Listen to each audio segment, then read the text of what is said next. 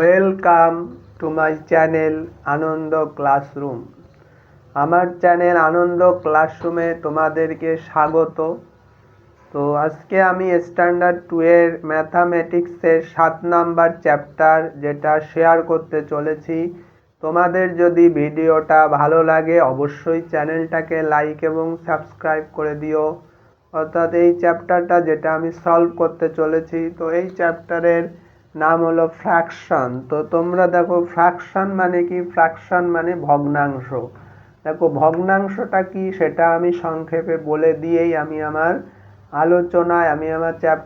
চ্যাপ্টারটা সলভ করার চেষ্টা করছি। দেখো বলছে when a unit or an object is divided into a number of equal parts, then this part are the fraction of the whole। যখন কোনো একটা একক বা কোনো একটা বস্তুকে আমরা সমান অংশে ভাগ করি, তখন সেই অংশগুলো হচ্ছে সমগ্র অংশের ফ্র্যাকশন বা সমগ্র অংশের এক একটা অংশ, বা যেটাকে আমরা বলছি ভগ্নাংশ।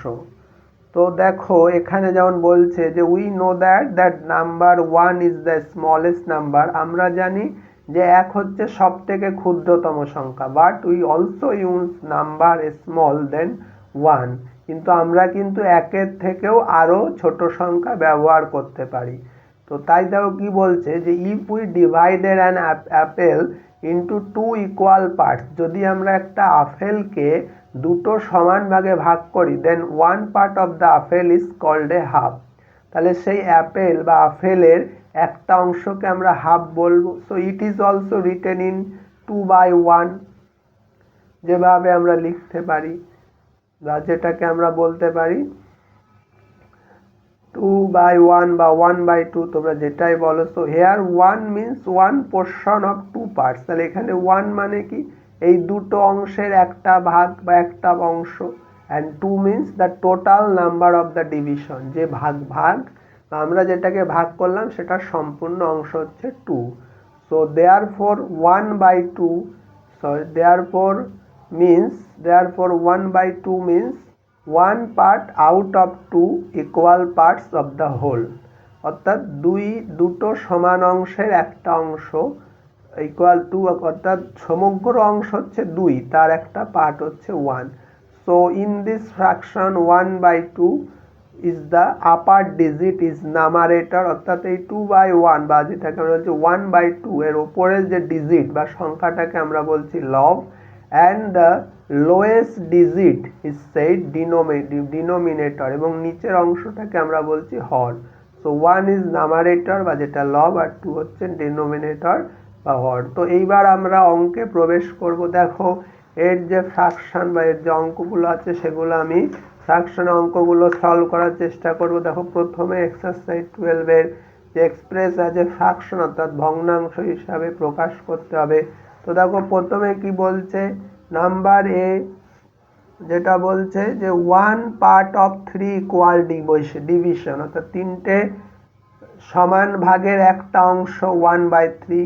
2 পার্টস অফ 5 ইকুয়াল ডিভিশন, 5টা সমান ভাগের দুটো অংশ 2/5। তারপরে দেখো সি দাগ বলছে 2 পার্টস অফ 3 ইকুয়াল ডিভিশন, 3টে সমান ভাগের দুটো অংশ 2/3। তারপরে ডি দাগ বলছে 1 পার্ট অফ 5 ইকুয়াল ডিভিশন, 5টা সমান ভাগের একটা অংশ 1/5।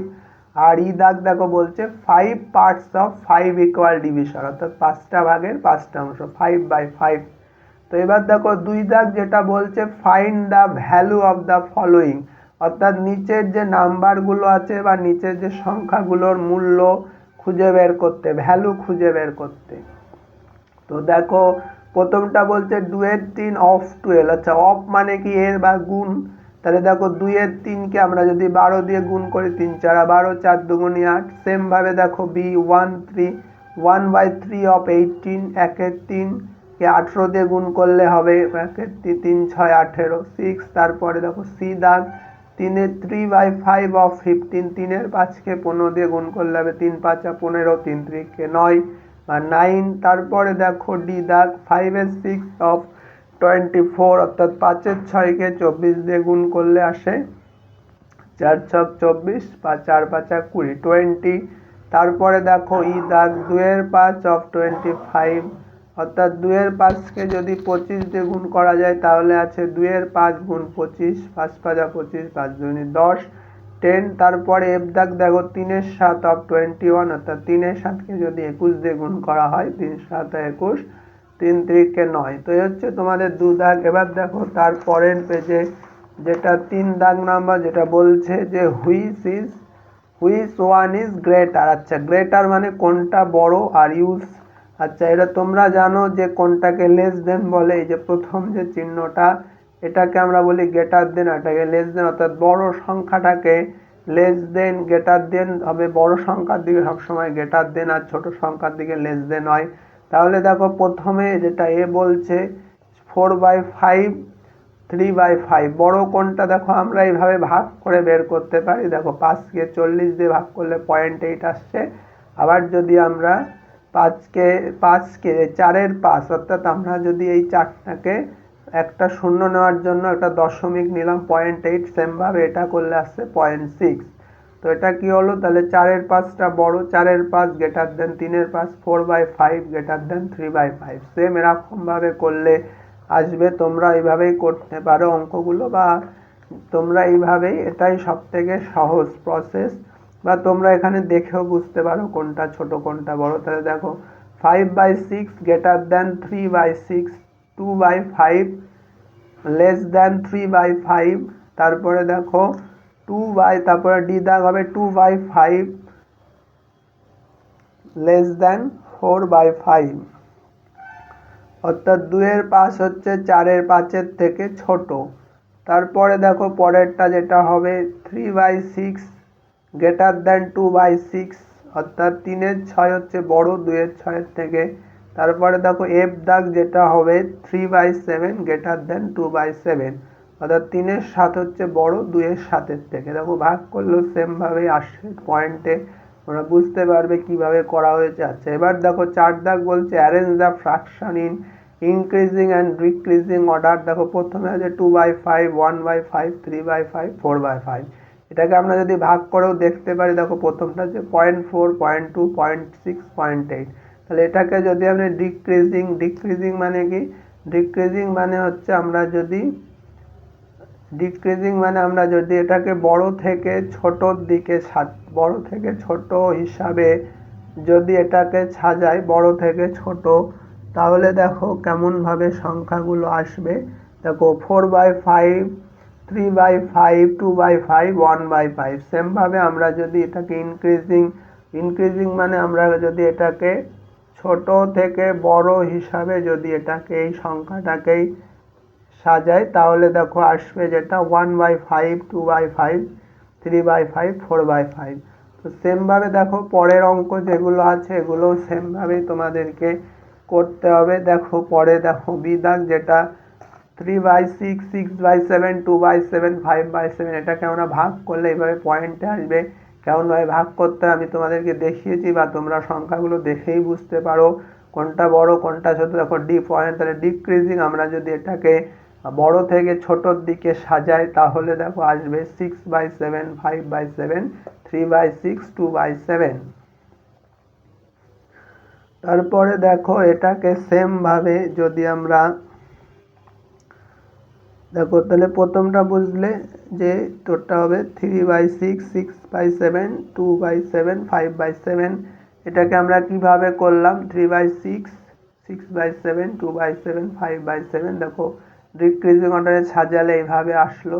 তারপরে দেখো আমরা যদি ইনক্রিজিং অর্ডারে সাজাই, অর্থাৎ আমরা যদি ছোট থেকে বড়োর দিকে সাজাই, তাহলে এটাই হবে 2/7। তারপরে আসবে 3/6, তারপরে আসবে 5/7, 6/7। সেম ভাবে আমরা যদি এই অঙ্কগুলোকে সি দাগ দেখো 5/8, 3/8, 4/8, 7/8, অর্থাৎ এই সংখ্যাগুলোকে আমরা, তোমরা এটা বলতে পারো 5/8, 3/8, 4/8, 7/8, এইভাবে বলতে পারো। তো দেখো তাহলে এটাকে আমরা যদি এইভাবে পয়েন্টে আনি, দেখো আসছে 0.6, 0.3, 0.5, 0.8। তাহলে এটাকে যদি আমরা ডিক্রিজিং বা বড় থেকে ছোটোর দিকে সাজাই তাহলে আসবে দেখো কি 7/8, 5/8, তারপরে 4/8, তারপরে হচ্ছে 3/8। আর এটাকে যদি আমরা ইনক্রিজিং অর্ডারে সাজাই তাহলে দেখো আসবে 3/8 বা 3/8, 4/8, 5/8, 7/8। ঠিক আছে, তাহলে এইভাবে তোমাদের অঙ্কগুলো করতে হবে। তারপরে দেখো ডি দাগ সেমভাবে হবে 1/9, 7/9, 2/9, 5/9। এটাকে আমরা যদি ডিক্রিজিং বা এটাকে আমরা যদি ছোট থেকে বড় থেকে ছোটোর দিকে সাজাই তাহলে কি হবে 7/9, 5/9, 2/9, 1/9। আর সেরকমভাবে ইনক্রিজিং অর্ডারে সাজালো আসবে 1/9, 2/9, 5/9, 7/9। আচ্ছা, তারপরে দেখো ই দাগ যেটা বলছে 5/6, 3/6, 4/6, 1/6। এটাকে আমরা যদি ভাগ করি, যদি 6কে এইভাবে 5 দিয়ে ভাগ করা যায় তাহলে দেখো এটাকে আসবে যে 0.8, 0.5, 0.6, 0.1। এবার যদি আমরা এটাকে ডিক্রিজিং অর্ডারে সাজাই বা তোমরা এটা দেখেও বুঝতে পারো, দেখো 5/6, 3/6, 4/6, 1/6, অর্থাৎ বড় থেকে ছোট। তারপরে আমি ছোট থেকে বড় হিসাবে সাজাই, এটা হবে 1/6, 3/6, 4/6, 5/6। তারপরে এফ দাগ দেখো 7/11, 5/11, 8/11, 3/11, 9/11। এটাকে যদি আমরা ডিক্রিজিং অর্ডারে সাজাই তাহলে কি হবে, প্রথমে দেখো 9/11, 8/11, 7/11, 5/11, 3/11। আর ইনক্রিজিং অর্ডারে সাজালে আসবে 3/11, 5/11, 7/11, 8/11, 9/11। তো এই হচ্ছে তোমাদের আজকের পার্ট। ফ্র্যাকশনের প্রথম চ্যাপ্টার এক্সারসাইজটা আমি আলোচনা করলাম। নেক্সট দিন ফ্র্যাকশনের পরবর্তী চ্যাপ্টার আলোচনা করব। So that's all for today.